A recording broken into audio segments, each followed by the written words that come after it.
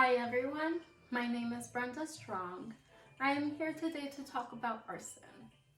Arson is the setting of fires to structures, shelters, or personal property on purpose, even vehicles. So it was believed that a person would not set on fire their own homes.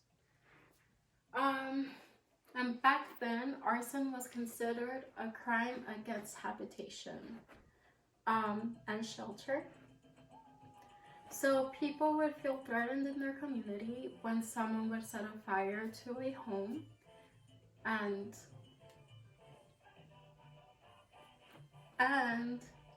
it was also believed that when wives would set fire to their homes, the wives were at fault of arson, but they would never think that the husband would do it because back then only the husband could own property.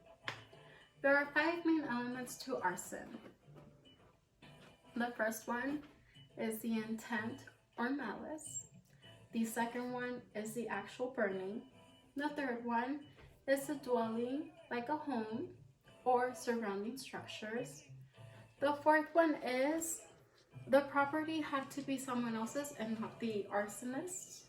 And the fifth one is that the crime had to be committed during nighttime.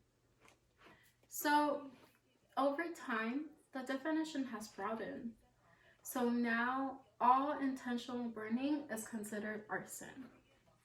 Mens rea is the intent of arson, and this could mean a lot of different things now. For example, a person could set on fire their home because they're trying to collect insurance money, and they'll think about it like, maybe I'll suffer for a little bit and then I'll collect that insurance money and I'll build a bigger, better house, or they'll do it to get tax cuts.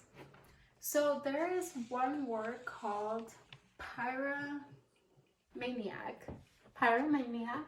and that is a person who has an impulse to set or to just start fires. So there are a lot of reasons why a person will start fires. Vandals, for example, will set fires for emotional excitement, and people will do it for revenge or sabotage. They'll do it for insurance settlement, like I've mentioned before, or to commit tax fraud. They'll also do it to conceal other crimes like murder. Smoking and discorrelation is enough to support arson convictions as evidence. So the punishment of arson is considered a felony, but it will exclude the death sentence. So the prosecutors must prove that the fire was set off deliberately, meaning on purpose. They must prove that there was an intent, which it could be hard to prove at times, not all the time, but an intent could be like claiming insurance. And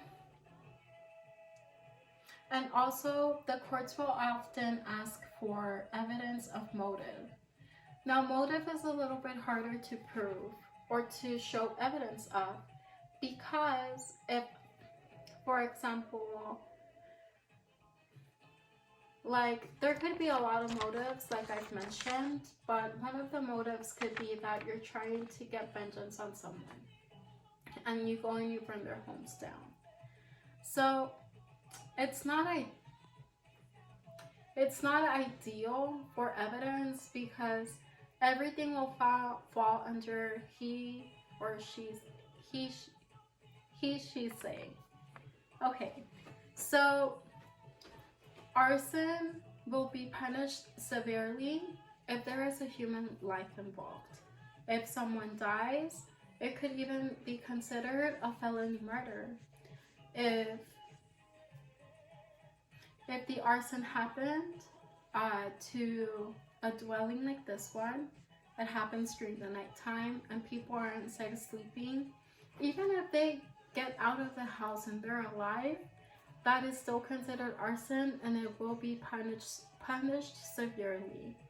There are classes of arson, and they will be considered misdemeanors. Everything just depends on what happened and on the severity of things. Arson is considered a crime because it is the devastation that fires cause. You know, I wouldn't wish arson upon anyone. Thank you.